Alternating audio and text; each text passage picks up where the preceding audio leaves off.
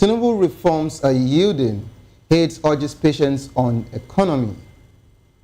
These are the major topics of discussion for today. However, we also have other interesting trending stories. But before we proceed, we'll urge you to kindly click on the subscription button and subscribe to our YouTube channel on Voice of the People TV and other social media platforms. We are Voice of VOP TV Live. Also visit our website www.vop.ng for fresh and trending news.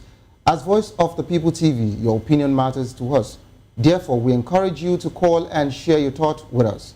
Your reactions via WhatsApp platform 0904-732605, 0904-473-2605, because here you have more than a voice. Okay, now moving on, still on what we're talking about. The Association of Resident Doctors in the FCT has suspended its indefinite strike, with members set to return to work on Monday. ARD FCT President George Ebong said the decision followed interventions from the Senate and the FCT Area Council. Though none of their demands have been met, he stressed the strike was not called off, but only suspended temporarily, pending concrete action on their grievances. The doctors had embarked on the strike over unpaid salary arrears, poor welfare, and collapsing health facilities. Their demands include immediate payment of arrears, recruitment of new doctors, payment of training funds, correction of salary irregularities, and improved promotion timelines. Senators intervened, urging doctors to resume work while pledging to engage FCT Minister Wike on the matter, describing the matter as legitimate and crucial to strengthening Nigeria's health system.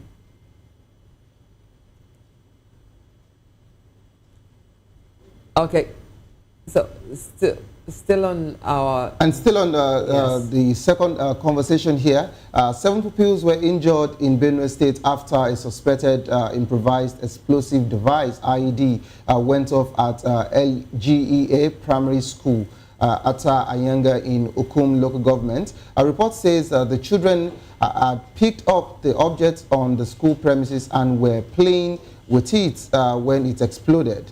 The victims were rushed to hospital in Zaki Beam, where they are responding to treatment. Police confirmed that they got wind of the incident 2 days later and have since deployed an explosive ordnance disposal team to sweep the area for other possible devices. Investigations have also been launched to uncover the source of the explosive as authorities urge calm while security operatives tighten surveillance in the area. We have a guest in the studio this morning, Mr. Peter Anosike, a philosopher, development economics, and a best-selling author. He's also an erudite commentator on economy and finance, politics, and power. Good morning. Thank you for having me. Yes. Okay, good morning. Doctor, it's so good to have you this morning. How is your weekend turning up?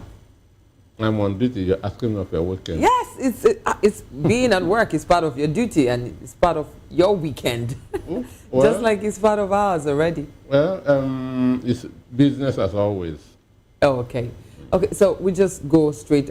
First on the topic today is the fact that His Excellency Siminalayi Fubara, Governor of Rivers State, has returned to office, and he was actually thankful to leaders and those that he said or he felt reinstated him back to office. I take a part of what he said. He said, "I thank the President Tinubu, Bola Ahmed Tinubu, for his kindness." I want to stop it there. For his kindness. Now, looking at that statement, what do you make of it in general? Well, that's what is known as the Stockholm Syndrome. That's when people fall in love with those who are maltreating them. So for me, that's what I felt happened there in Rivers State. So the governor lost an opportunity. The governor lost an opportunity, a very big opportunity. What he should have done is to throw in the towel. And if he had done that, he would have become the most popular politician in Africa as a whole. Because he was beaten to submission. So it is an opportunity that he lost. I will not regain it again because he is going to rule as a coward. Nelson, he is now in government while Nelson Wike is in power. So the unseen governor of Rivers State today is Nelson Wike and not Fubara. Okay. I can see if you have something here. Doctor, if you are saying that, I understand your standpoint and I sincerely appreciate your submission, but looking at this situation holistically, you would agree with me that if Fubara decides to do otherwise, the people of Rivers will suffer either ways, okay? And since they are all coming up with that particular statement, they want peace to be the order of the day. Don't you think it's high time that they just allow peace reign in Rivers so that the people of Rivers can actually enjoy the good of the land? Because 6 months out of this particular administration, they've been robbed so many things. And in this particular democracy era, I don't see how we should even embrace the state of emergency in the first place. But that being said, did he have any other option? I remember you mentioned that he should have thrown in a towel. So are you saying that he should have just left the mandate or whatsoever plans or whatsoever wish he had in him, okay, as regards to his manifesto when he decided to run for that particular office for the people of Rivers State? So are you saying that he picking up that particular role of peace is actually not a good one? Well, peace without justice is peace of the graveyard. There's no justice in this so-called peace. And for the people of River State, they should go to court to demand for their six months that was stolen from them. Because what Tinubu did was unconstitutional. So they should go to court. We want our 6 months back, which means 6 months should be added to their to Fubara tenure, which means it's going to be an off-cycle election. Okay. Understand me? So that's the only way. Because how can you explain this 6 months away? So they should go to court and demand for their 6 months. Okay, so you've said 2 in 1. You've answered my question in 2. Will I say 2 in 1 way? First, you said they should demand for their 6 months, and secondly, 6 months was stolen from them. Okay, so I will because what happened was unconstitutional. I totally understand what you're saying, but I'll take it from the place of accountability now. What do you think about the sole administrator, Ibas, coming for 6 months and afterwards? Of course, I remember the House of Assembly has actually invited him over for him maybe to be probed or for him to be questioned as regards transparency. What would you make of that? Well, it's going to be a waste of time. Under state of war, under state of emergency, there's no accountability. Under state of war, under state of emergency, there's no accountability. There's no way Israeli parliament will tell Benjamin Netanyahu to account what is happening now. You don't do that under state of war or under state of emergency. Okay, this will be a very safe place for us to take a pause. Why? Because we're going for a short break. We're going for a break now. We don't know how short, but we'll be right back. Morning Buzz on Voice of the People Television still continues.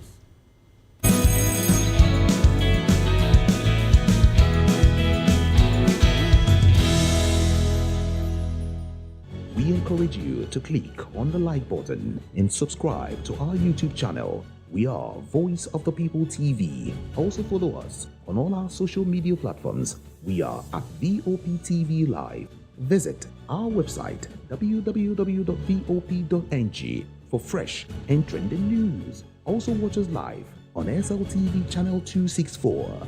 VOP TV, Voice of the People Television.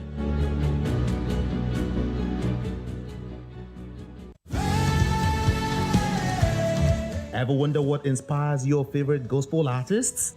Explore and discover the rich heritage of continental gospel music and how this transformative journey has evolved and shaped cultures around the world as we dig deep into archival treasures.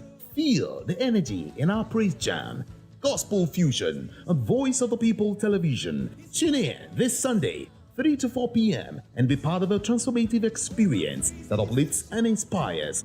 Join us as we explore the transformative power of gospel music and its ability to uplift spirits and unite hearts. Tune in this Sunday, 3 to 4 p.m. on Voice of the People Television. Gospel Fusion. Let's fuse our hearts in praise and joy.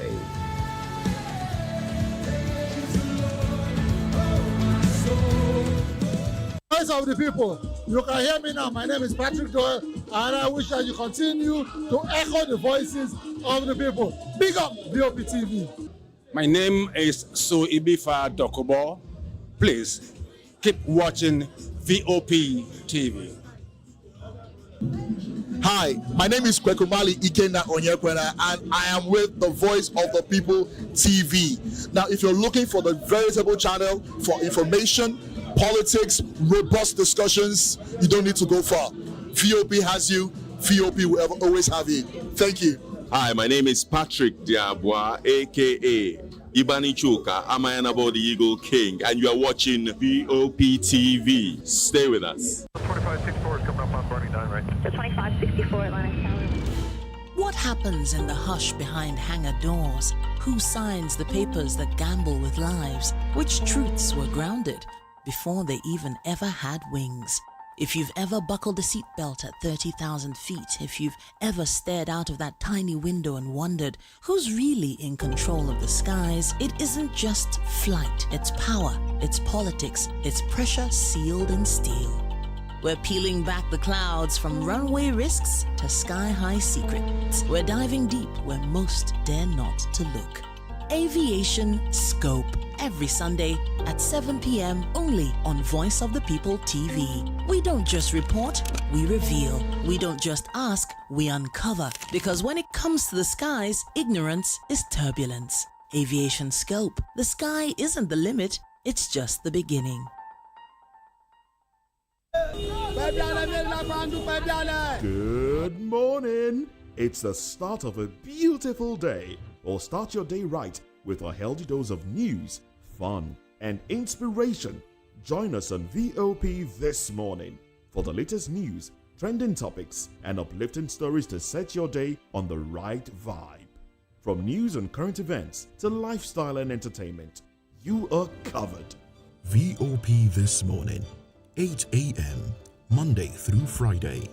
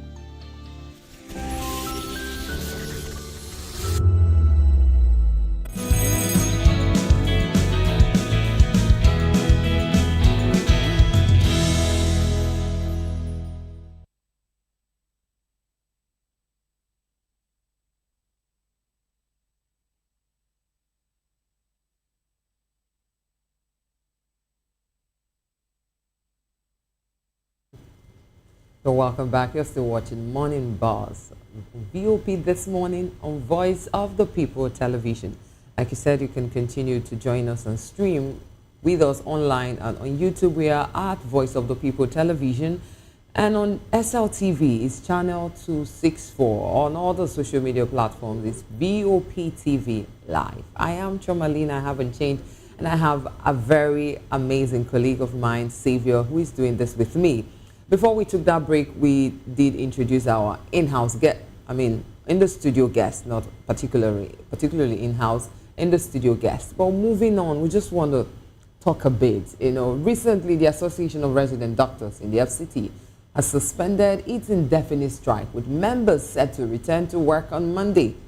The ARDT FCT president, their president, who is George Reborn, said the decision followed interventions from the Senate and the FCT Area Council.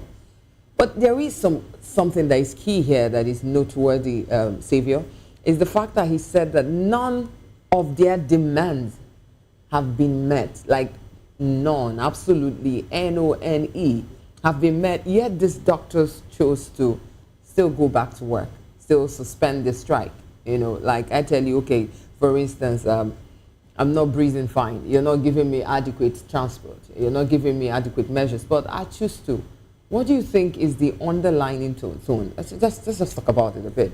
Okay, so when you use the word demands have not been met, yes, of course, you actually complained, or you've actually presented your case, yes, okay, and it has not been met yet, okay. But this is it. I think the federal government understand that we're resilient people, and we're quite hardworking, and because we're enthusiastic about our job, no matter what, we love to show up. So, because I just want to take it from every other sector. As at last week, I talked about the judicial part in the East as well that went on strike. What has happened afterwards? Okay, this is not the first time the doctors would go on strike, and including the ASUs and all of that. What they do is they try to look for the right way to talk to them, to calm them, you understand, and make them feel good a bit. And they suspend the strike, or they even call it off, okay? And after a while, you realize that whatsoever agreement you were to have with them is not forthcoming anymore. After the first or second meeting, there is nothing else that gets to pop up. But because they know that we love our job, because they know this particular sector, the medical sector, they care about the life of people. Yes. There is no doctor anywhere, that would see someone who is not really okay, or seeing a patient that is almost dying, that will not prescribe medications or treatment and all of that, in as much as they know they are not being treated well. But of course they will still do their first assignment, okay, that is to do their job. And if the Senate would actually take this upon themselves to say that they would sincerely intervene, maybe because these are the FCT doctors, okay? Maybe because they are in the city of power, they would look into this particular one and they would deem it fit to meet up with their demands. But until then, they didn't call it off totally. They only said they are suspending the strike, okay? Yeah. So meaning that... Which is more like they're signaling, it's more like a signal that they trust, there's a trust issue.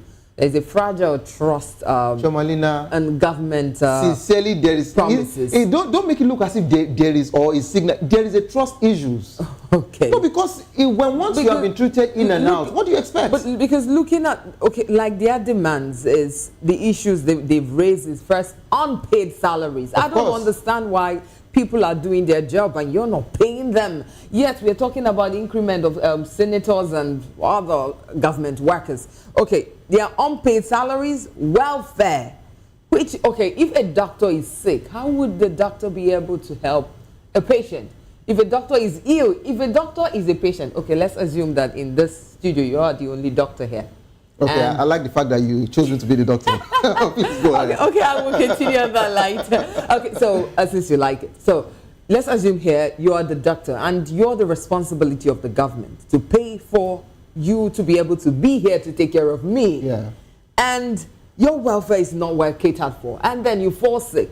Who is going to take care of me? Who is the patient? So at the end of the day, we have patients lying everywhere. Should I answer you? No, because you see, like I said, their demands are quite timely. First, unpaid salaries. Secondly, welfare. Another thing is decaying facilities. Have you been to some of these government hospitals? Of course. I went to one, so I had some visits. I went to one and I saw when I went to the women, what's it called? Women's ward. Women's ward. Actually, it's not just even normal women, as in antenatal women's ward. Yeah. Underneath the bed were bed bugs, as in like it was hugely infested. So you see, decaying facilities. What on earth? Okay, you will come there with, let's assume you just wanted to have a successful antenatal session, and you end up going plus you plus baby plus a bed bugs. You know, it's because this actually reflects deeper systemic health governance failure. Okay, so you talked about something that I actually asked if I should answer you. You know, me being the doctor here. Yes, and you being the doctor. Also, yes, being the doctor, and I'm also sick, and you as the patient, you're also sick. Who's going to treat us? So the order of the day in Nigeria is that they tell us to go and pray. that has always been the reply. Okay, that's heartbreaking. Well, we have to really move on to the next one, because going to pray, okay, yeah, I believe in prayer a whole lot, but then the next story is what is now how we need to involve prayers very well, because now 7 pupils were injured in Benue State after a suspected IED, that is an improvised explosive device, went off at the local government LGEA primary school, somewhere at Ayange, you know, in the Kum local government area. Reports actually say that the children had picked up the object on the school premises and were playing with it when it exploded. So what was such kind of device doing in the school premises? Shoma, I only have one question for you. Are we now in Afghanistan? That's or somewhere close to Gaza? I don't know, because sometimes I'm confused. Because my question is, oh God, were we in war before now, or was that particular premises okay? A particular line, you know, I wouldn't call it the battlefield where you already planted all of this particular thing. For IED, to my best of knowledge, IED used to be at the borders of every country, especially to places where they don't want the enemy to come in through. You read my mind. Do you understand? So IED being in a primary school. What is it doing there? And the police are, you know, saying that they were informed 2 days afterwards, and they're, you know, doing their investigations and all of that. Sincerely, I feel we can do better. And when we know that some certain states in Nigeria have high insecurity levels, these should be more reasons why you should deploy more foot soldiers, you know, to be on standby as regards those areas. But for you not to even comb your area very well, to a point where students are playing with IED, this story is quite disturbing for me, okay? But I'll leave it in the hands of both the Nigerian police force and also the Nigerian military. We call them JTF, the Joint Task Force, for them to do their job. This is all I would just have to say about this. But this is really sad. Honestly, it's disheartening, because it raises a bigger issue of arms proliferation, you know, and conflict residue. You know, you try to find the balance in a civil zone. In a civil zone, like you rightly said, those are devices that, okay, so I want to understand, is Benue now part of Gaza, or just maybe somewhere very close to it's like Ukraine or something? Chama, it's like you hearing that, it's like you hearing that maybe in River Niger or something, we had a torpedo. Do you understand? Like a torpedo exploded. You will be asking, what is torpedo doing in this water in the first place? So that's how this IED sounds to me. And but of course, I rest my case on this particular one. And the question I would like to ask those in authority is, what does these incidents of arms proliferation, you know, say in rural areas, because that's not an urban area, what does this proliferation incident say about our government? What does it say about our government? How can school safety, for instance, be guaranteed in conflict-prone regions? How can this happen? These are the questions we are asking the authorities. And we do trust on Voice of the People television that we will get answers. Nigerians will get answers. The citizens of Benue State will get answers. And that particular community in Benue State will sympathize with the families. And we know, actually, like he said, we are praying for quick recovery. We know you'll recover quickly. All right, moving on, let's move to the newspaper review of the first on our paper this morning. It is still the man of the moment. That's what I have been calling him. Wow, he's been sitting there. First daily, Fubara back and peace sealed in Rivers State. Okay, Governor hails Tinubu's intervention reconciles with Wike, pledges fresh start for Rivers State. That's first daily. Dangote refinery suspends self-collection and forces a free delivery scheme. Okay, I saw this one. We are not leaving Nigeria. We are not leaving Nigeria. ShopRite assures customers. Okay, this particular one has been trending on social media as regards to their stores being empty in different locations. Yes. Kwankwaso lists conditions for possible return to APC. I wasn't surprised when a particular House of Rep member from Kanu, who has been suspended now, actually talked about Kwankwaso's door being opened. Of course, for him to come out to say this, Kwankwaso, congratulations to the ruling party in advance. Okay. Rivers elders call for peace, unity as Fubara resumes office. FCT dismisses Ebola rumor, confirms suspected case negative. Thank God for that. We pray that it would continually to be negative. Please, we just beg. Obi can guarantee 40% votes for any party, PDP chieftain says. Anambra police denies viral video linking officer to kidnap. And the last on my list here, 55-year-old man nabbed for murder assaults in Lagos. And speedily moving on to the Guardian newspaper now. On the Guardian newspaper, just above the mast, we have International Day of Peace. And with a writer that says, despite peace architecture, global conflict fester. Just beside it, I'm humbled by your display of love. Fubara tells Rivers residents, I'm humbled by your display of love. You need to see the massive love. They actually showed him love. Yesterday, his return felt like, we've missed you. Oh, God, where have you been? And beside it, 2027 presidential poll and the return of PDP's zoning trouble. And below the mast, we have inside Niger communities where women, children, grown amid thriving artisanal mining. And that's all we have for you on The Guardian this morning. And let's move straight to Tribune. Banditry. Kwara State South local government shut down cattle markets. No more war with Wike, Fubara declares. Thanks Tinubu for his fatherly disposition. We are not part of a planned protest, NNPC boss says. The Shakiri group to be precise. Police probe Lagos NURTW chief for alleged murder. Wow. Tinubu Ogun Governor Oyinlola Daniel Amosun orders honor HID Awolowo. She lived for humanity, Archbishop Fakwe says. Okay, and moving on with the Saturday Vanguard. And on the Saturday Vanguard, just above the mast, again, Fubara resumes pledges loyalty to Tinubu and Wike with a rider that says promises to work harmoniously with State Assembly. Reveals why he resisted temptation to challenge emergency rule declaration. And below the mast, there is a very troubling issue, which is drug promotions flooding social media. How patients go blind, suffer stroke, experience kidney failure, and it has a rider, miracle promises are killers, medical experts warn. Situation unethical, life-threatening, doctors also saying. Bypassing pharmacies may cause mortality.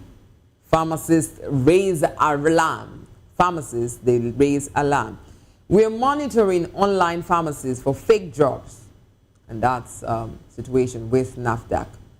And also in Plateau, we are reviving agriculture, others amidst struggle with insecurity. The governor is saying that, Governor Mufang, with a rider that says, says Plateau State is turning to the fertile strength of its soil to heal the wounds of years of violent conflict. Yes, they need that because it's been just Plateau in the whole, as a state, is trying to recover from injury. That state was injured. And I believe, like what the governor's saying, well, let's hope that that happens. Another is saying, renting peace in the north.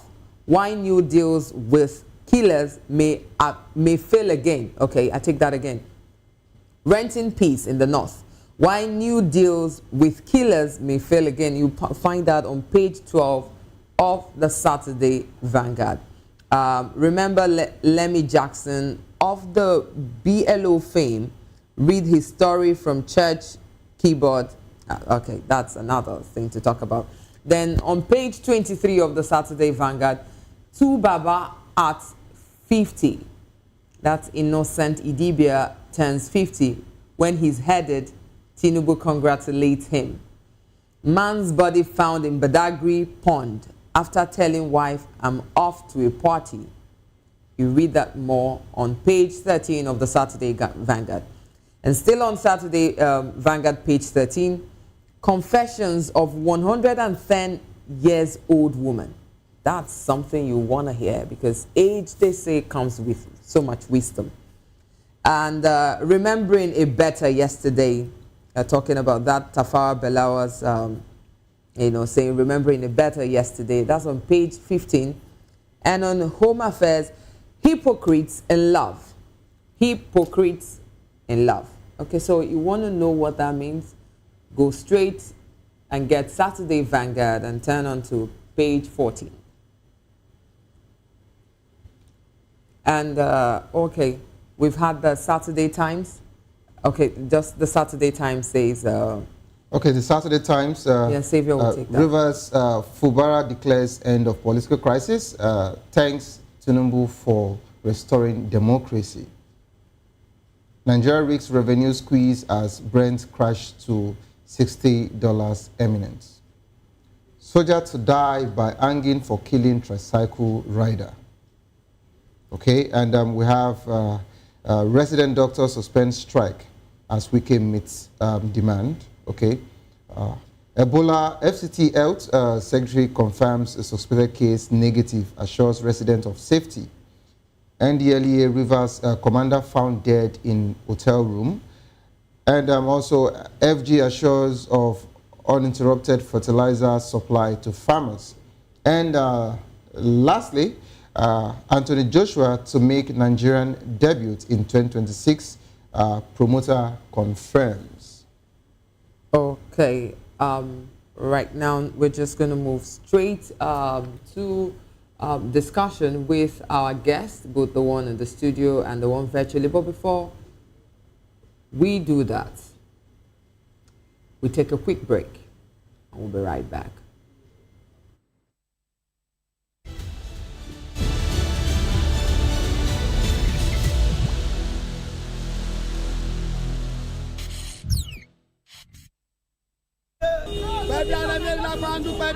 Good morning. It's the start of a beautiful day. Or start your day right with a healthy dose of news, fun, and inspiration. Join us on VOP this morning for the latest news, trending topics, and uplifting stories to set your day on the right vibe. From news and current events to lifestyle and entertainment, you are covered. VOP This Morning, 8 a.m., Monday through Friday. Voice of the people, you can hear me now. My name is Patrick Doyle, and I wish that you continue to echo the voices of the people. Big up VOP TV. My name is Ibifa Dokubo. Please keep watching VOP TV. Hi, my name is Kwekumali Ikenna Onyekwena, and I am with the Voice of the People TV. Now, if you're looking for the veritable channel for information, politics, robust discussions, you don't need to go far. VOP has you. VOP will always have you. Thank you. Hi, my name is Patrick Diabwa, aka Ibani Chuka, Amayanabo the Eagle King, and you are watching VOP TV. Stay with us. We encourage you to click on the like button and subscribe to our YouTube channel. We are Voice of the People TV. Also follow us on all our social media platforms. We are at VOP TV Live. Visit our website www.vop.ng for fresh and trending news. Also watch us live on SLTV channel 264. VOP TV, Voice of the People Television.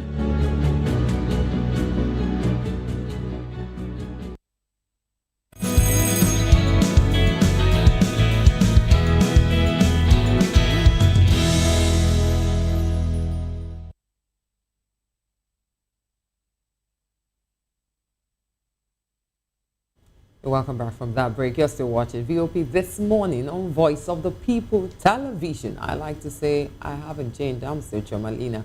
And we have very crucial topics we're diving into. Something very heart-throbbing this morning. You know, that's why at first I was asking everybody around me, how are you?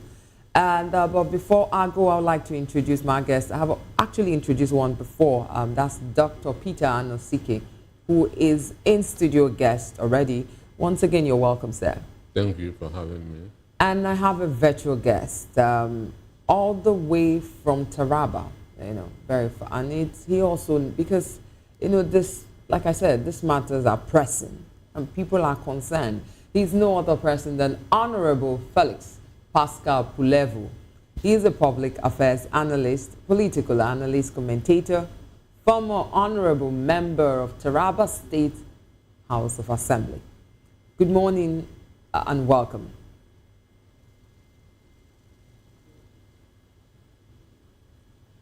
Good morning, Honorable Felix.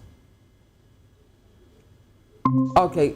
So I just want, for context sake, I'm going to reiterate our topic. Then we'll just move on because these are stories that we need to. I believe that Nigerians want to have an understanding of what's happening. For context, I'm going to restate it again. Rivers State Governor Siminalayi Fubara has actually expressed deep gratitude to President Bola Tinubu and FCT Minister Nyesom Wike for their decisive roles, the word decisive roles, in restoring peace and stability in the state. Speaking at the Government House, Port Harcourt, shortly after returning from the suspension imposed by the presidency, Fubara was welcomed by jubilant supporters who celebrated his reinstatement. Fubara acknowledged Tinubu's timely intervention and Wike's commitment to resolving the political crisis, stressing that their efforts brought normalcy back to the state. He called on political actors and stakeholders to embrace reconciliation, inclusiveness, and unity, adding that the costliest peace is cheapest than the cheapest war. The governor also reflected on his administration's progress despite recent turbulence, citing achievements in infrastructure, education, and healthcare. He pledged to refocus on governance, revive the economy, complete ongoing projects, and safeguard the well-being of Rivers people, while steering the state towards a stronger and more peaceful future. So, you know, trying to understand, make sense of all of this, that's why we have our guest, both the one in the studio and the one that has joined us virtually, and possibly maybe another one might come up, because this matter is a crucial matter. I'm going to first throw it at the Honorable Dr. Peter Anosike, who is live in the studio with us. You know, I've asked you before that you should help us make sense of all of this story. I am very particular about the words that was used to express, that the governor used to express himself when he said FCT Minister Nyesom Wike helped to restore peace in River State. Can you, elaborate? There's a saying that don't start what you know you cannot finish. So it simply means that Fubara did not think through what he wanted to do. Understand? because I read philosophy as a first degree course. And in philosophy, you were taught if you start with yes, continue with yes till the end. If you start with no, continue with no till the end. Once you shift, you lose trust, you lose credibility. Understand? So for me, now, Fubara has harmed himself. People trooped politically? out. Politically, it has integrity and otherwise. People came out to welcome him because pity at times is stronger than that word love. Understand? So that's why they came out, understand, to welcome him, because they don't love him, but they are pitying him because of what he has gone through. Understand me? They are pitying him because of what he has gone through. So for me, he has lost my respect. He has lost my respect. Now he has boxed himself into a corner. Wike is now in power in Rivers State, while Fubara is in government. And those in power controls those in government. I'm sure Wike will continue to dictate to him till the end of 2027. So the chief security officer of Rivers State now is Nelson Wike, not Fubara. Okay, so please save your jumping on this. Okay. Okay, I think our virtual guest is back. Honorable Felix Pascal. Honorable, are you there? Yeah, thank you for having me. Good morning. Okay, good morning, Honorable. Dr. Anosike was already doing justice to that particular conversation that is disturbing the nation as regards the Fubara saga. Okay, so Dr. Anosike, quickly I'd like to talk about what implications, okay, does Governor Fubara's return have on the landscape of Rivers State as regards to considering the 6 months emergency rule? Well, what seems like democracy has been restored. Understand? What seems like democracy. Democracy is the will of the people, the thought of the people. Understand? And not a government of one or two men, government of Tinubu and Nelson Wike. Understand? So what seems like now elected people are now in the office, and the development is going to continue. So it is. But I know that the people that won this fight is Tinubu and Nelson Wike, not Rivers people and Fubara. Okay, thank you so much, Doctor. So let me quickly ask Honorable Felix Pascal. Honorable, if you can hear me loud and clear. So I want to talk about the situation of House of Assembly. I remember the House of Assembly already told the governor upon his arrival, they asked him to submit the list of commissioners that is nominated for them to do their screening and for them to do confirmation as well. So if we need to look at this particular situation holistically, will Fubara appoint commissioners based on merit or politically controlled? And you, of course, you understand, and you would agree with me that we watched the interview of Nyesom Wike, the FCT minister, when he said that he would not pick any commissioner for Fubara. Peace has been restored. And he's saying it, and he told him on the phone as well that he would not appoint any commissioner for him. So what do you have to make of this, Honorable? All right, thank you for the question. It's actually a laughable scenario. What is playing out is just we are going to bend the protocols without breaking it. Yes, so much so that we will say these things for the media so that we will make correct headlines, and it's not democracy we are practicing, but in reality, we will go and practice something else that is not democracy. Just as Doctor has said, Fubara has lost it. And for me, in the course of this saga, I have said it, and even on this platform, we said it clearly. Fubara was not yet ripe for the fight he put up. And so for me, he is supposed to apologize to the Rivers people for stalling the development process in Rivers State for the past 6 months. Apologize to them that I am sorry. You know, I allowed my emotions to override my reasoning, and I hindered development in this state for the past 6 months. I am back. So you know he is your political mentor. So you know he is the father of the state. So you know the president is the father of the country. And yet you were waging war. So it means you were not doing it for the sake of the Rivers people. It was a personal affair. So, and at the end of the day, you have been won both in battle and in war, and now your head is down.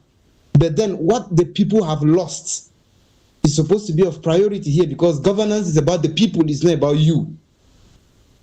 So if you were trying to prove a point and say it is this that I want, and then eventually it failed you, we must, at this point, we are concerned about how was it able to affect the people. So many things were not done. So many contracts that were started couldn't continue. A lot of developments that were supposed to have flown through democratically were stopped. The people have been cheated. He deserves to apologize to them. That is on one hand. Secondly, based on legislative guidelines, the House of Assembly is back. Everybody is back. See, the truth of the matter is that these guys have met behind closed doors. Decisions have been reached. You know, you are going to do this, you are going to do that. Fubara is not going to appoint persons as commissioners on his own. Let us not tell ourselves lies and stories here. It has to be persons, because it was part of the reasons for the fight earlier.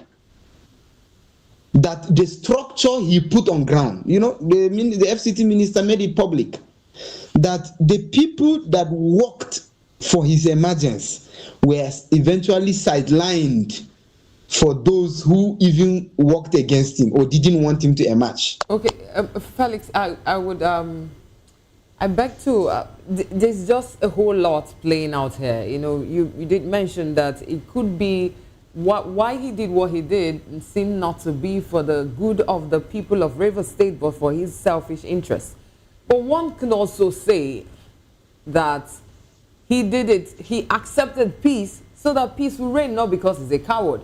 Remember, dating back to when Goodluck Bailey Jonathan lost the election. And he intelligibly just bowed out. Some called him out names, some said other things. But people who understood said, oh, he had to do that for peace to reign, not because he can't pursue it.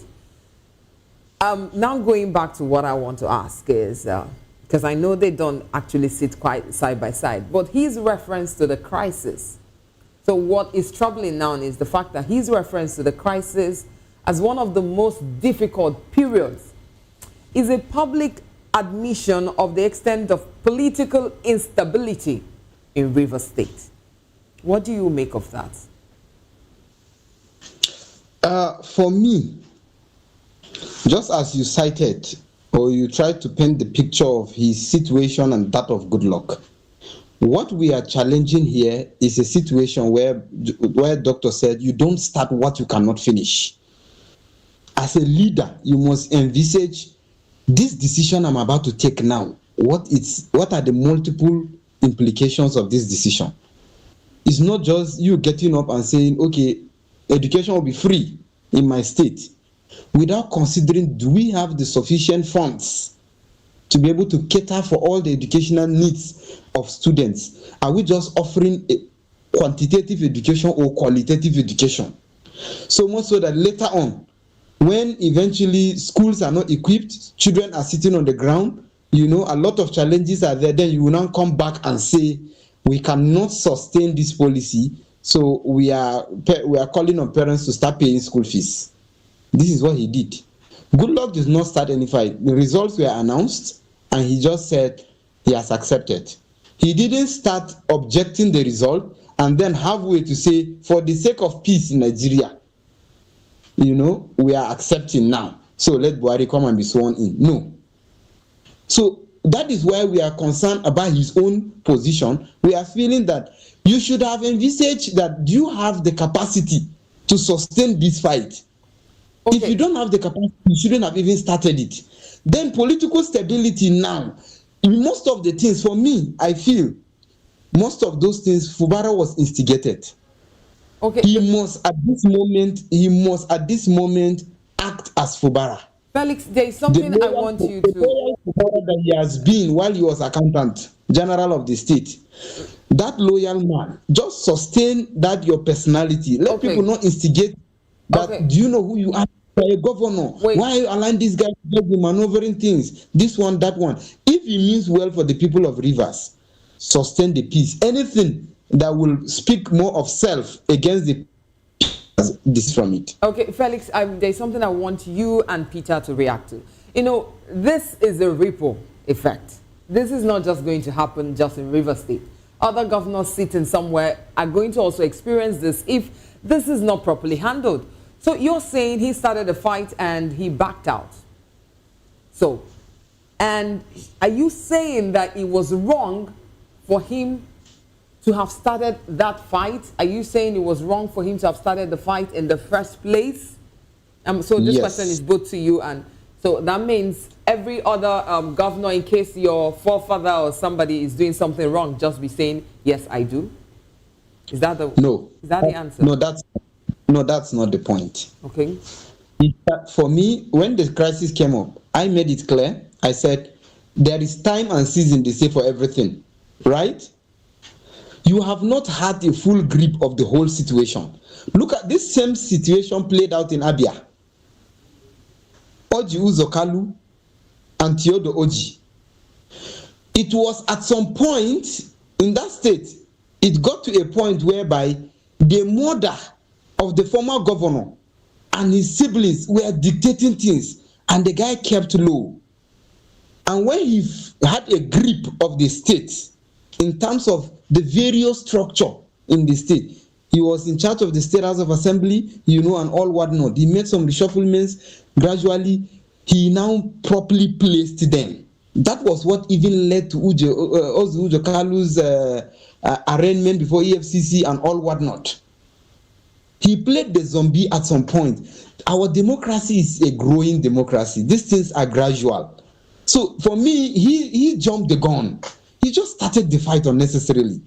You agreed. Thank you so much, Honorable. Thank you so much for that particular submission. Quickly, I'd like to come back to the studio. Doctor, let's talk about the appropriation bill that the Rivers House of Assembly mentioned here. So how will the Rivers House of Assembly ensure the 2025 appropriation bill aligns with the state's current realities? And I would like you to take this simultaneously before we actually leave this particular topic. Talking about the just concluded local government election, where we have APC won 20 councils and PDP just 3, okay, and Fubara being the PDP governor. What would you make out of all of this particular situation? Well, that shows that Fubara's hands have been tied. I told you that it is Tinubu and Wike that won this fight.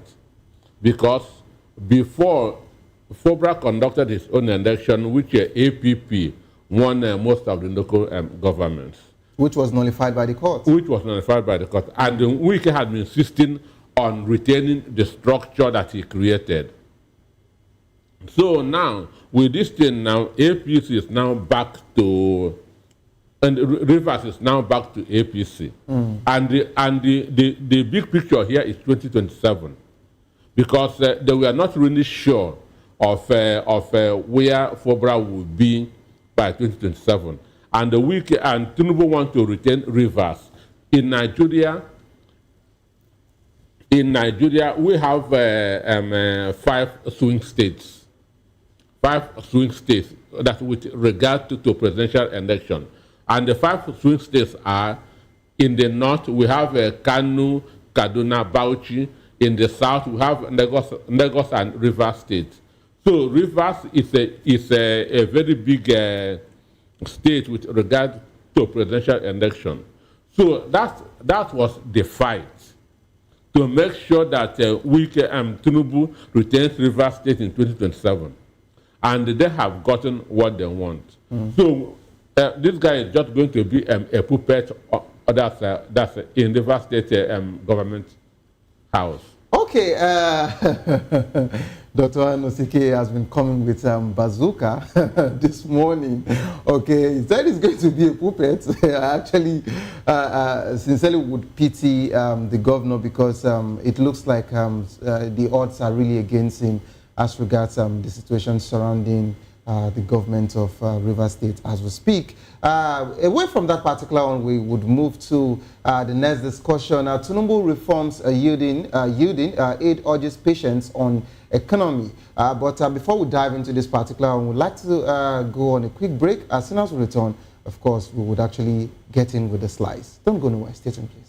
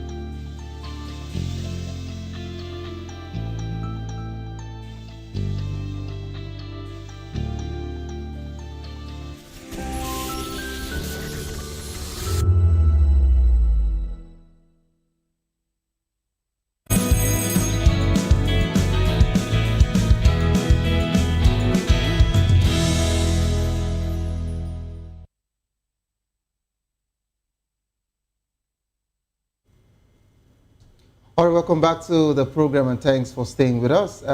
It is still Morning Buzz on Voice of the People television.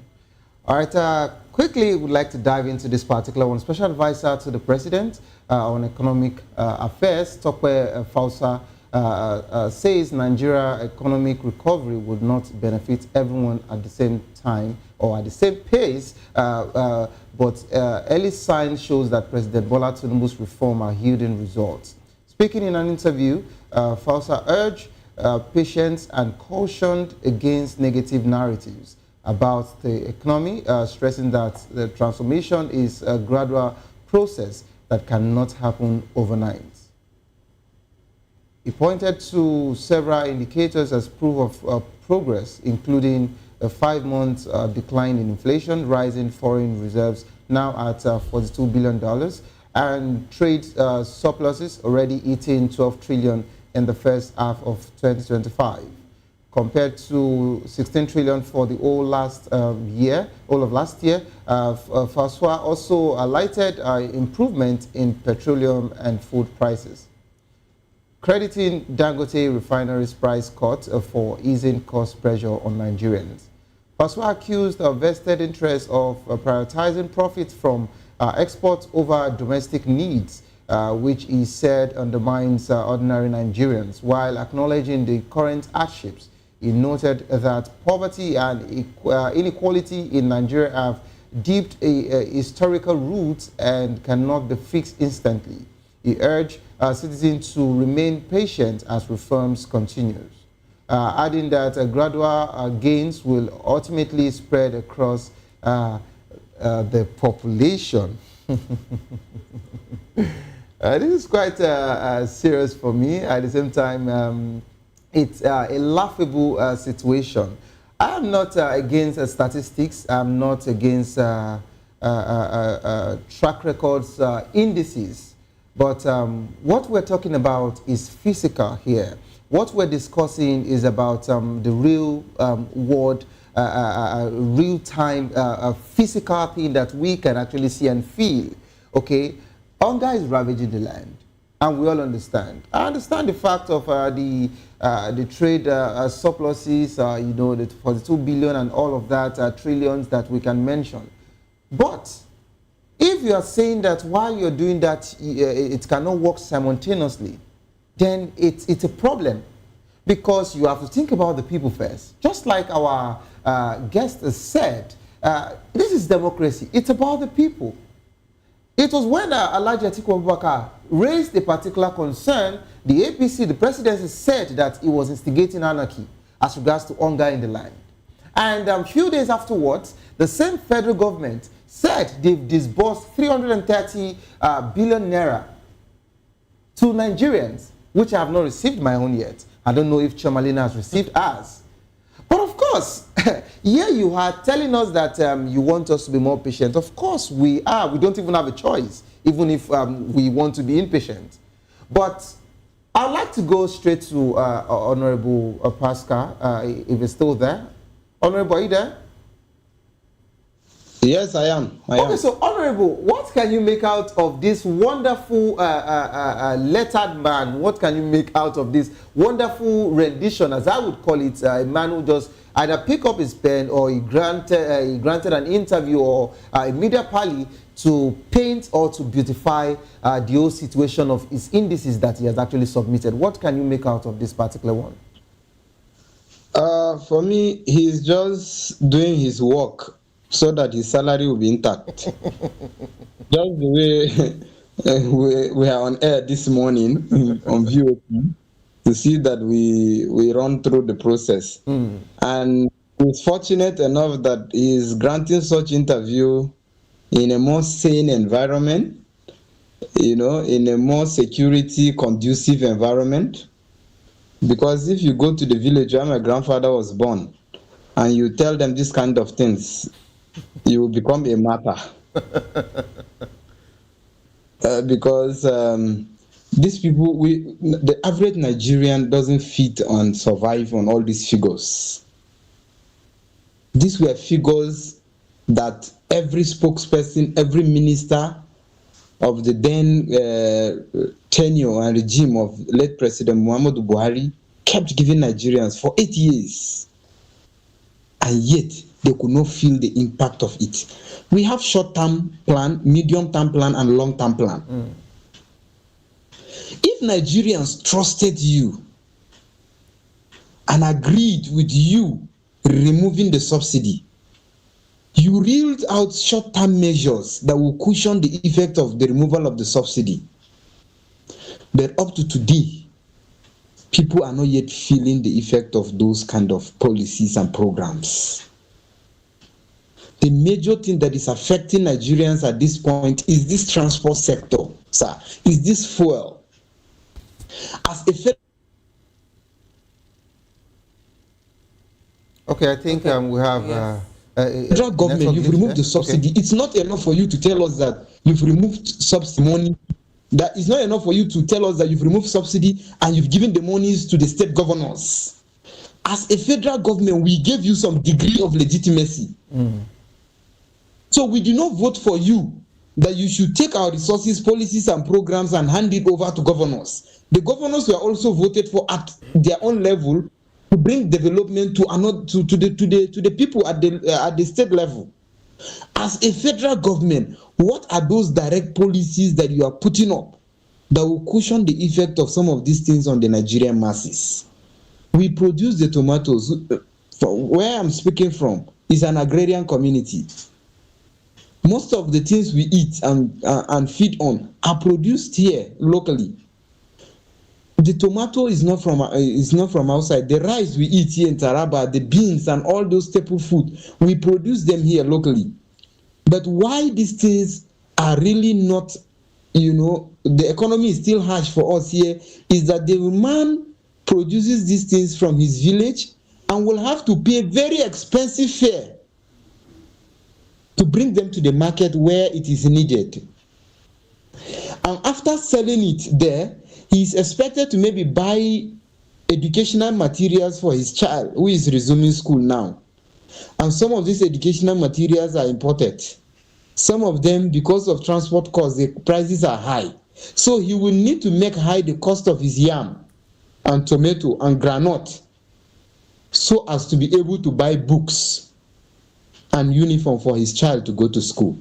And at the end of the day, if you add up all these things, it makes the economy harsh. So it's not about the fact that we've stabilized inflation and all whatnot. If some part of the money we are making from the removal of subsidy can be taken, and we will have national policy and program that can have a lasting effect directly on the lives of all Nigerians. For example, you saying electricity, you stabilize electricity in this country and people don't have to pay for it. You will find out that what people will spend on electricity can now be channeled to other parts of their lives, and the economy will be better for it. Okay. Or you cut down directly the effect of transportation, or make the petroleum costs come down. Make policies that will make the cost of transportation to be reduced drastically. Then it will have a bearing effect, because Nigerians have been patient enough. They go to farm, they farm, but it is insulting on the patience of Nigerians for a media aid to come out and tell us that this thing, the effect of this thing or the development will not hit everybody at the same time. So for how long are Nigerians going to? So is it when we die that we're going to benefit? What sacrifices are the elites making when the masses have made sacrifices that they've lost their family members to insecurity, they've died of hunger, they've died of lack of proper medical care in our hospitals. The medical doctors are just resuming strike. Do you know how many people have died? Are these not sacrifices enough that Nigerians have made for the federal government? What are the elites? What sacrifice are they making for Nigerians? Okay. Well, you've heard what Felix Pascal has been asking. Nigerians, governments, what sacrifice are you making? Now, it's I'm going to ask Peter Anosike a very economic question, a question on it, that tends towards economics. Since he's a development economist, can we say of a truth that Nigeria is truly seeing green shoots of economic recovery? Or are we looking at selective metrics? Well, a German philosopher by name Jerry Bentham said that the purpose of government is the good of the greater number of people in the society. The good or the happiness of the greater number of people in the society. So if in a country only 25% is happy, 75% are not, then there's no government. Government is for the happiness of the greater number of people in the society. So and the government is also about, we measure government by the well-being, by the quality of life of the people in the society. That is how we measure a government that is doing good. What is the quality of life of the people in the society? And when you check it now, you see that over 90% of Nigerian population are not happy. Over 90% of Nigerian population are going through hell. So all this foreign reserve is doing well, GDP is increasing. How does it affect the common man on the street? Sincerely. That's the question. How does it affect the common man on the street? That the foreign reserve is increasing and most Nigerians are going to bed without food does not make any meaning. Because government is about the welfare, the well-being of the people. And for what Tinubu's aide said, Femi Adesina is my boss and a family friend. So one day I asked him, excuse me, sir, all these things that you are saying, he said that's what comes with the job. And that's what comes with the job. That's what comes with, you must say it. So Mr. Honorable was also right when he said that he's saying all of these things to take salary. He said that's what comes with the job. So you might be thinking differently, but saying something different. Because you are representing a government, you must be talking good of the government. Then your integrity has been messed up with, sincerely. So, because, sorry, doctor, I need to add to this. You know, he noted, he said, poverty and inequality in Nigeria has a deep historical root that cannot be fixed instantly. So for how long will this particular root be uprooted? So, as an aide to Buhari, Adesina said that the problem we are going through now is like a drug. It's like a medicine. Though it will be bitter in the mouth, but it will later heal the whole body. That's what Adesina said. over 10 years ago. They're still telling us that same thing up to today. Have patience. We know what you are feeling. Understand? Till when? That means the medication was not even prescribed right. It's fake. Okay.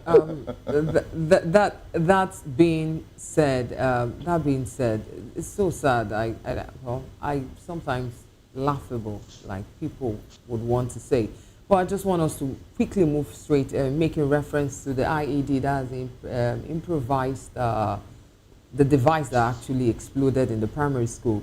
Making reference to that, we have a video, a very crucial video that we want you to watch.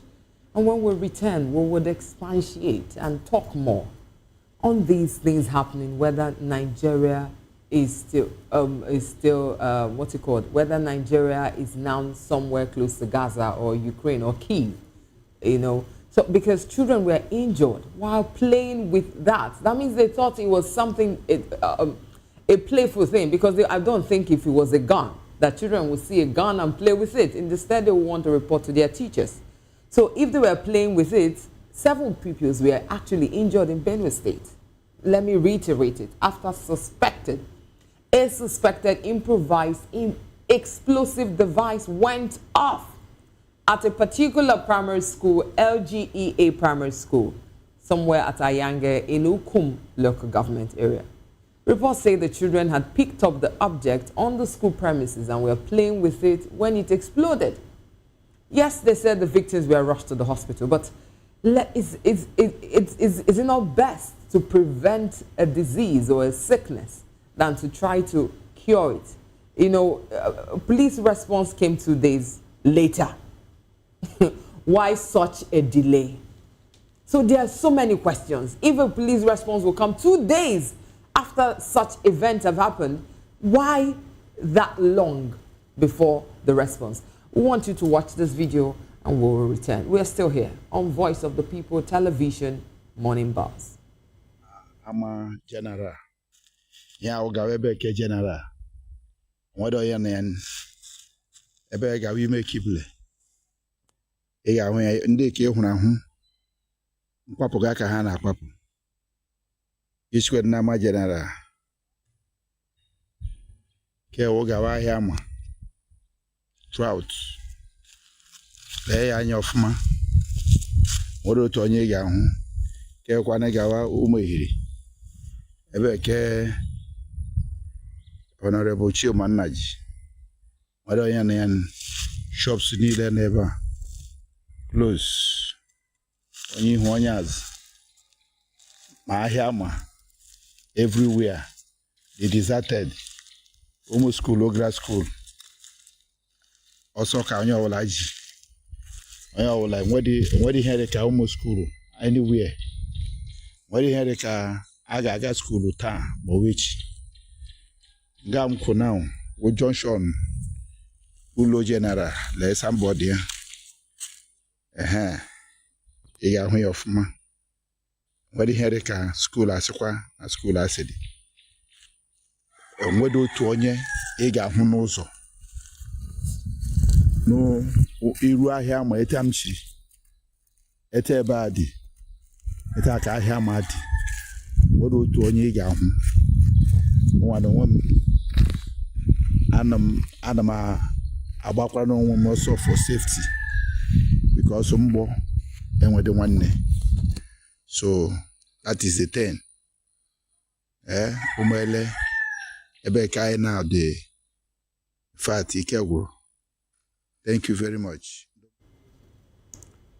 Okay, that's very pathetic. I think beyond pathetic, it's from the interpretation. First, apologies that it was in a language, not English, but hey, it's still a Nigerian language. It's what the person we're trying to say is at that Amale, such place, that there were bombshells, explosive, IED that went off. And after that, everybody deserted. That students, market women, everybody deserted the area. And nobody, as is speaking, is talking about whether children will go to school again, whether markets would resume its operation, you know. And these are rural areas. They're not urban areas.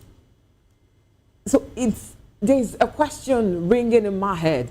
Is Nigeria now somewhat a war zone? Is there an unknown fight that Nigerians do not know about? Because for such things to be in rural areas, as in planted in rural areas, that's what actually scared the people of that community. And from what he is saying, everybody far and near that area has vacated. It's a question, it questions the security system in the country. Now we're talking about insecurity. We talked about, yesterday we said, I had an analyst who talked about the fact that the president did what they did, the state of emergency, because there was insecurity in River State. Now, are we going to also declare state of emergency in this particular state, in this particular community, and in Benue State, and in the northern states? So what is happening? Is Nigeria at war? So I'm first going to ask Felix. I believe you're still here. So I just interpreted what that video is saying. The guy in the video said that an explosive went off. They don't know who kept it. But explosive went off in that rural area and everybody took to their heels. Nobody is in sight. So from what you can see, he's the only one who you can see in that video, because he was trying to make reference to what happened. He said that everybody has vacated because an explosive went off. Who put it, we don't know. So, and again, I'm going to reiterate it, it's a rural area. So what do you think is actually happening? What do you think is happening? Is Nigeria at war? Nigerians, should they take to their heels? Or are we treading on dangerous terrains here?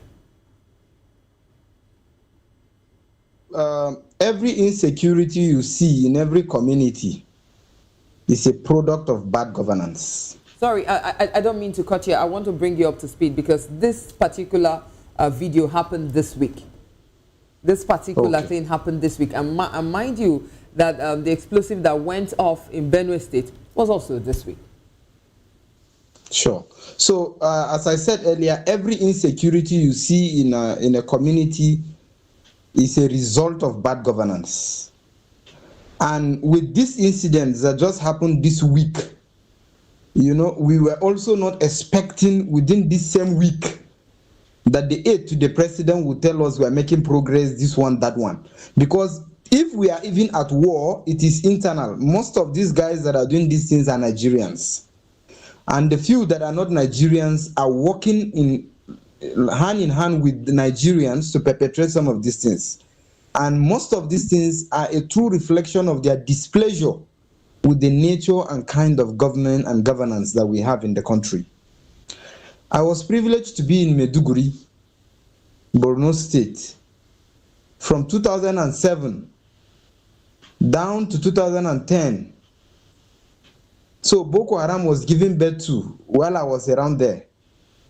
I knew very much the Lagos Street there in Borno, where Yusuf used to have his Islamic school in front of one house, one dilapidated building like that. We do pass there every time, to go to the Monday market there. And then you will see them, they were there doing these things gradually. What was he telling his followers? The message was simple, that these people who are in government have been exposed to Western education. Western education have made them to lose their humanity, sense of man's humanity to man. So much so that they can pack monies that are accruable to a state. One person can pack such kind of amount of money, squander it, and subject a lot of people, over hundreds of thousands of people, into poverty and hunger, which will lead to their death. That these people, those who are not exposed to this, will not think this way and think of amassing wealth. A lot of Nigerians who are hungry, unexposed, to education, can be very gullible. and most of them are in a huge number. That is a bad teaching. That is a bad policy or kind of training. But it gradually found its way. Do you know where the thing became so much pronounced and it got a lot of footing? They were now calling some of these Almajiri boys. They will call the Almajiri boy and say, you have been begging on this street for years. Since when you were 2, 3, you were begging. This house that you people used to enter and collect food, some of these children today were born when you were already going in and begging. They were born here, they grew up here, they stole monies to make your life comfortable and sent them to school. They've gone abroad, they came back, now they are driving flashy cars and you're still coming in here and begging in their houses. Come, let's deal with them. You know? And they were teaching them bombing, you know, how to make some of these local explosives and all whatnot. The level of inequality economically and otherwise in this country is so evident that the elites are rubbing it on the faces of the masses. It is government. As much as these things are wrong, they are wrong. It should be condemned at every point. But Nigerians who are hungry can be easily deceived and cajoled into some of these acts. Some of these things can be politically motivated. Some people want power out of desperation for power. You know, they will go and put up some of these insecurity tendencies so that it will make the people to now speak bad of the government of the day. But if government can be fair, if government can ensure adequate security and protection of the lives of the people, look at what we just said. The police came 2 days afterwards. There are questions to ask. Is it that because the Nigerian police is an average Nigerian too, he has family, he has children and wives who are looking up to them? Is it that they are not properly armed to curtail some of these things? That is why they shy away and only just put up a reactive appearance when the deed has been done, so that it won't be said that there was no police presence. Or are they complicit to the crime?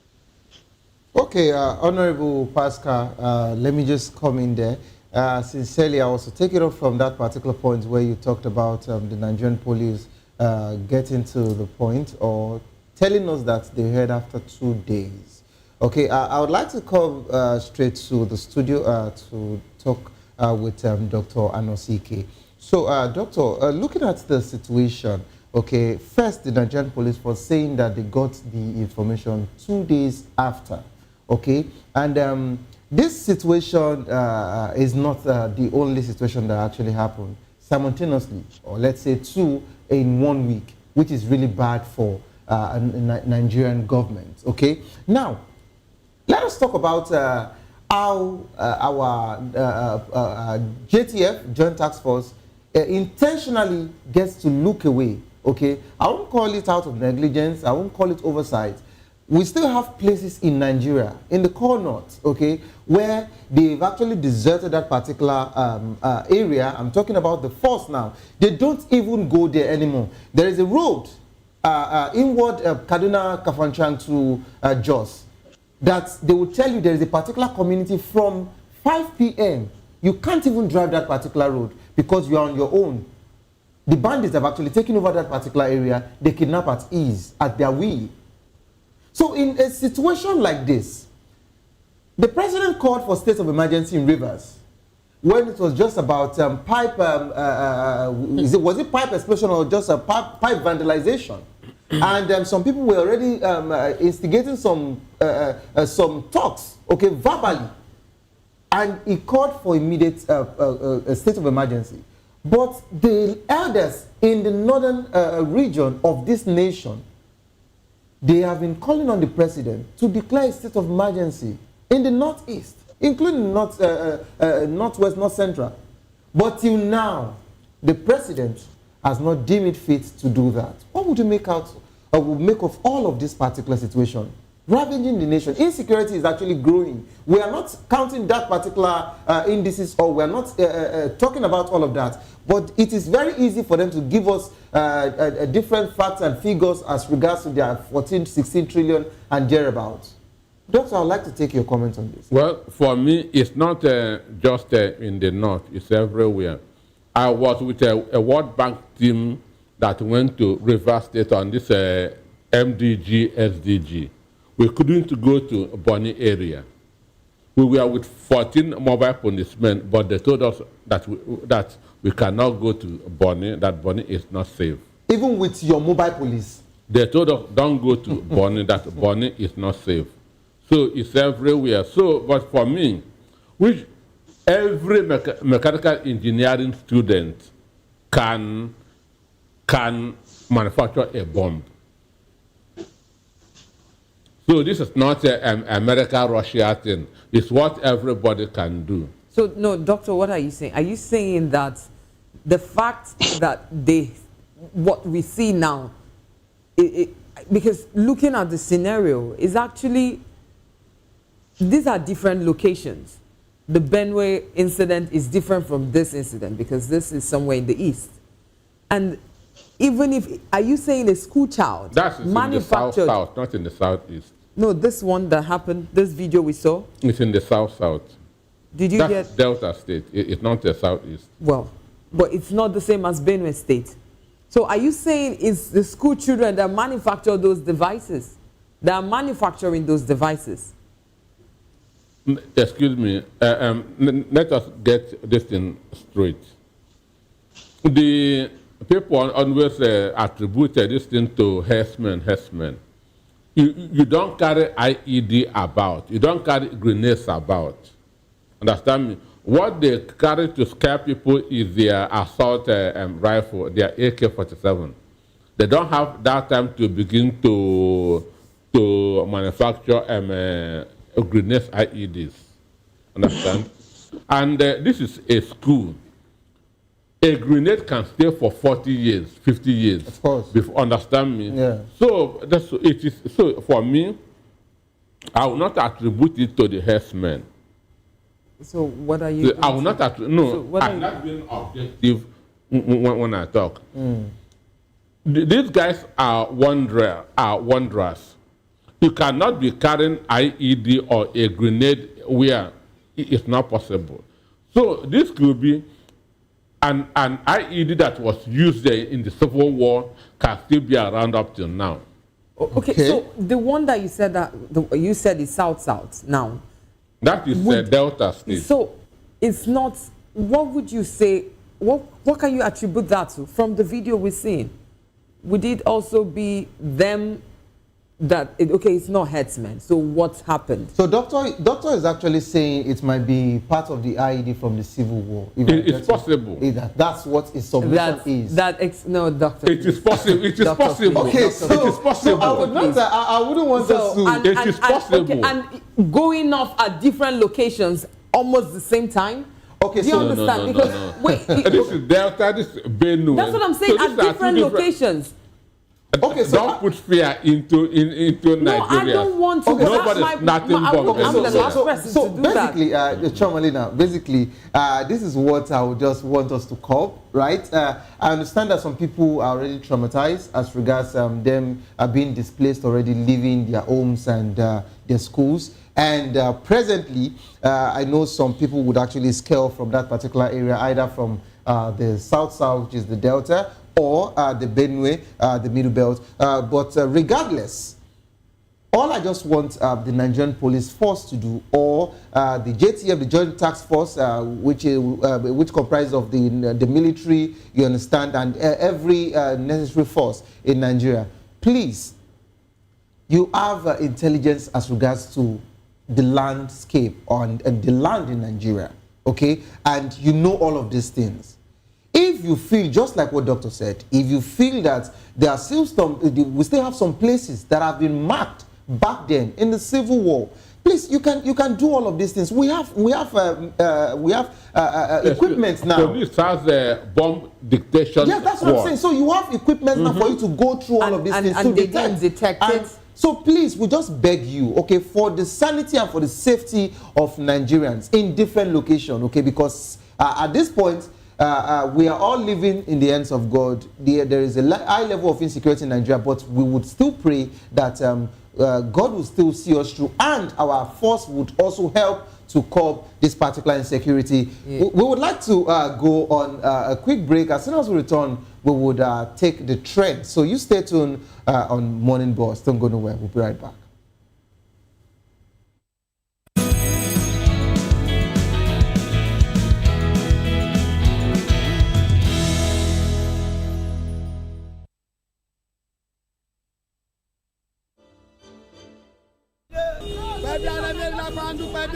Good morning. It's the start of a beautiful day. Or start your day right with a healthy dose of news, fun, and inspiration. Join us on VOP this morning for the latest news, trending topics, and uplifting stories to set your day on the right vibe. From news and current events to lifestyle and entertainment, you are covered. VOP this morning, 8 a.m., Monday through Friday.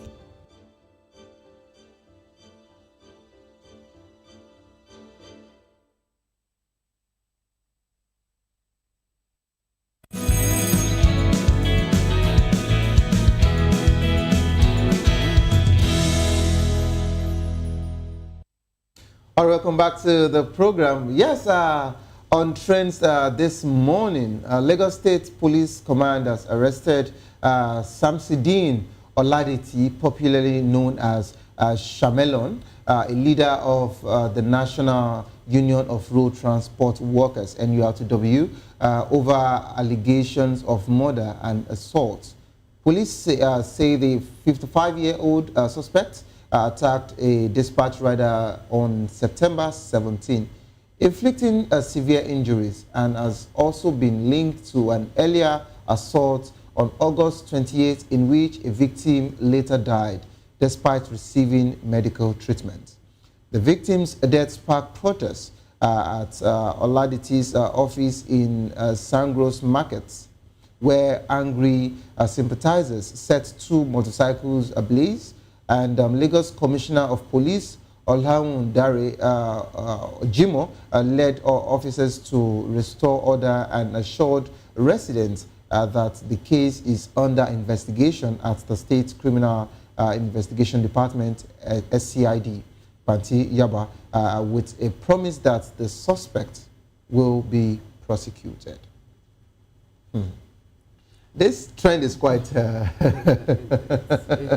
this trend is quite serious, but of course I love the fact that Alhaji Mustafa Adekunle, popularly known as Sego, the chairman in NURTW Lagos State, has actually come to, will I call it a disclaimer, and also to address the public as regards mentioning that this particular person does not act or is not acting in the powers on their behalf, the NURTW. But you know, it also begs the question, or brings the matter of impunity, you know, to play. Yes, arrests reflect escalating violence and impunity within the transport union, especially talking about the NURTW. So if public protest after the victim's death is what has brought this, you know, shows winning public references. Do you understand? Does that mean that if the public didn't protest, that this there won't be this investigation won't take place, and taking place, you know, justice won't be settled in? The question I'm going to ask now, I wanted to ask Dr. Peter Anosike, but maybe I'll start with Honorable first. Is Lagos finally, or what do you think? I know you're not in Lagos, but do you think that Lagos is now finally serious about tackling impunity in union-related matters? We cannot use this particular incident. We want to commend the police actually for stepping up to the issue, because I think if not for their intervention, the issue would have gone bad, especially as jungle justice was beginning to take center stage. You know, burning of the motorcycles, you know, it will trigger down to possibly attacking the man in question. His family members want to retaliate, to defend him further. And then the NURTW colleagues who want to defend him. Sorry, Honorable, I don't mean to cut you. You're going to continue. But before Honorable continues, please, that's why you're there on YouTube, on all our social media platforms. We'll need your reaction so that, our guests can also react to it. We need your take on it. We need Nigerians to know what you feel. We need to know what you feel. That is very important to us. Remember, it's Voice of the People television. Mr. Felix, you can continue. All right. So the police presence there really helped in taming the situation, because it would have degenerated into something else that maybe a lot of lives would have been lost. So, but we must be able to, Lagos as a state, is a big state in this country. Look at the massive population of over 20 million persons living in that environment. There has to be that, and then the nature of the lifestyle in Lagos, the hustling spirit. Everybody just want to make it, just and then it's giving rise to a lot of crime and criminal tendencies everywhere. So there has to be that intentional situation by the government to prevent these things, not just to react to it.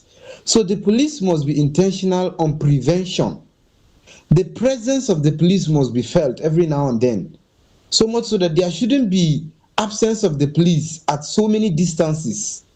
And then especially in the motor parks, these are places crimes are easily perpetrated. People's properties are snatched, by hoodlums around. The people, commuters that are trying to board vehicles and all whatnot, fall victims of such kind of things. So these things are not just happening for the first time. They've been there for years.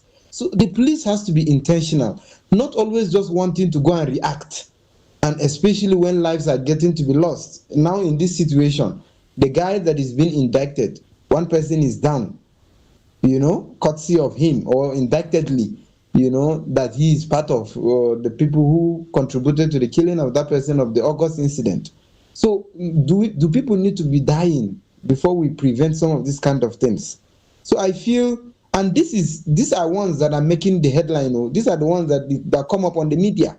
A lot of these things happen because of the vast nature of the state, and then how the state is being under-policed. A lot of these things happen and they are swept under the carpet. People don't even get to know. And most often, these things, it's only when it happens to your person or somebody that is close to you that you really feel the pain of this kind of incident. Most of these guys are just innocent. He's just there. He's knocked down. He's just there. He's just snatched. He's just there. The criminals will just come stab you because they want to just take a property of yours, your phone. Okay. It seems like we lost. Felix there. But I would like to ask Peter Anosike, how do we balance union power with public safety in transport administration? Let us put this picture straight. This protest happened when that victim had died in the hospital. Yes. Not the day that he was beaten. Yes. The guy in question, the suspect, is the chairman of NURTW in Lagos Island. So it was him that instructed his boys to deal with the tricycle person. So after that, he was taken to the hospital where he died. Then his members now went on a protest before all the police now come in. Yes. So when he was being beaten, there was no police intervention. None. Understand me? So this is the picture. Then the state chairman disowning him does not make sense. Understand? Yeah. He can just say that this is our person, but his action is not what we represent. That was what he said. Okay, and again, Nigeria is grossly under-policed. The standard everywhere is 400 people per policeman. That's the worst standard. But here we have over 4,000 people per policeman. over 60% of Nigerian policemen are serving a VIP. They are VIPs, yes. So this is a problem. But they need to discipline their members. But when you go to the motor park, that's what I call the cheapest poison that money can buy. This sachet, I don't know what they put inside. It could be gin, it could be whiskey. Once they take it, they'll go high. So controlling them becomes impossible. So there should be a lot of regulations in those parks. So how do we balance it? How do we balance union power with public safety? How do we balance it? No, it's just the discipline. Understand? The head of those unions being disciplined enough to discipline their own members. But you cannot call an arbor a gentleman. If an arbor becomes a gentleman, he's no more an arbor. So maybe they are behaving as their name so should they be eradicated from the roads? Should the term, word, should they be taken off from the road? If you eradicate them, you cannot sleep in the night.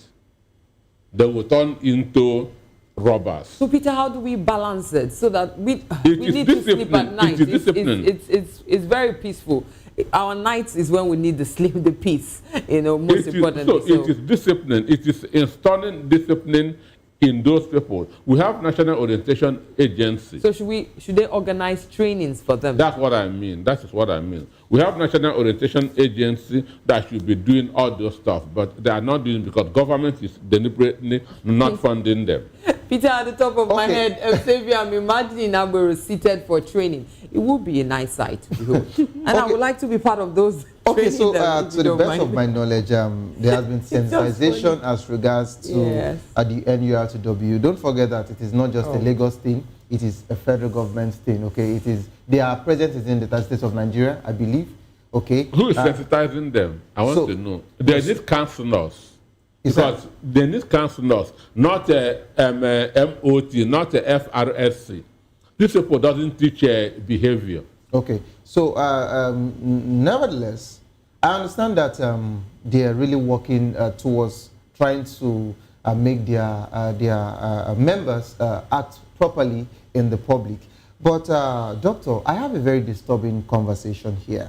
Okay, we've actually looked at the situation of Nigerian police not coming in when they were meant to and waiting for people to protest. First, we have lived in some part of Lagos and I've also been in the north. I understand the difference between NURT North, NURT South, NURT West, and NURT East. Now, just like what Honorable Pastor said, it was because this alarm was made and... that's the protest. That was, yes, because of the protest. That was the reason why the police came. Do you know that there are so many other cases that has happened and that is still happening that without will still happen reported. Without being reported, or the families of that particular victim would be threatened that you can't even report any situation. I love the fact that they actually swept off Oshodi under bridge, because you remember, you would agree with me that at the time, under the bridge was also a risky place that you can't pass at a particular time. They obtained phones and everything. From 7 in the evening. Thank you. It's a no-go area. So because you also have this particular knowledge of this particular thing. Now, Doctor, all of this situation is on one phase. Now, the most troubling situation for me is that we understand the role these guys play when it comes to the general elections. How they get to contact them, contract them, subcontract them for election devices. Now, some of these people, because of their functions for the government, you would agree with me, or you would realize that some of them, when once they are arrested, they say they are investigating and all of that, within a short period of time, you see them again in the community. So for a person like that, how do you bring the person to justice? No, they have godfathers who they are helping every 4 years to snatch ballot boxes, even though police are also among those snatching ballot boxes. Understand? So the issue is this, putting people first. Understand me? That's the only way. Put others first before you. Understand? Because the greatest achievement anybody can make on earth is the service that he rendered to his fellow man, understand me? That is it. So, but with what the election is in Nigeria, a do or die affair, those people are serving some interest. Those people are serving some interest. And I read that Aburu in Lagos, over 50% of them have been transferred to Abuja by Onomo. So in Abuja now, they are now also complaining of Aburus. So it's now becoming a national thing. But we need well-meaning Nigerians to curb all these things, because we cannot continue this way. Okay, I believe we'll be okay here. We can feel at home. You've got nothing to worry about. Hopefully, I'm not trying to be a politician. I'm trying to say that Nigeria will be great again. Amidst all of this, we've heard the trend. Beyond that, trust me, the fact that the police actually even responded is a good thing, and it's commendable that they are at work. That means they are visibly doing something. And every other place, this is our Nigeria, this is our Africa, and we can't leave it and run away. This is still safe. Nigeria is still safe, irrespective of whatever it is that is happening. You're still watching Morning Buzz on Voice of the People Television. Don't forget, you can follow us on all our social media handles. On YouTube, we are Voice of the People TV. On other social media handles, it's VOP TV Live. We did say you should drop your comments. We have a comment who says, "He who fights and runs away lives to fight another day." That's well noted from Moka Nebuka and many others. You can also drop your comments and we will take it up the next time. Thank you so much for joining us from this section. Once again, I want to thank our guest. Thank you, Honorable Felix Pascal. Thank you for joining us. Hello, Honorable. Okay. And thank you, Dr. Peter Anosike, the in-studio guest. We do honestly appreciate your insight. Thank you for having me. It was really a nice ride going on this journey with you guys. And we hope and believe that Nigeria is and will be great again. From my end, I keep saying, be safe, be calm, stay alive, stay in love. I am Choma Lena. Okay, and this is to say thank you for joining the program, Morning Boss, this morning. Don't give up. Tough time doesn't last, but tough people do last. Whatsoever you're facing will soon be over, and you will definitely smile again. I am Savior Udo. Enjoy your weekend.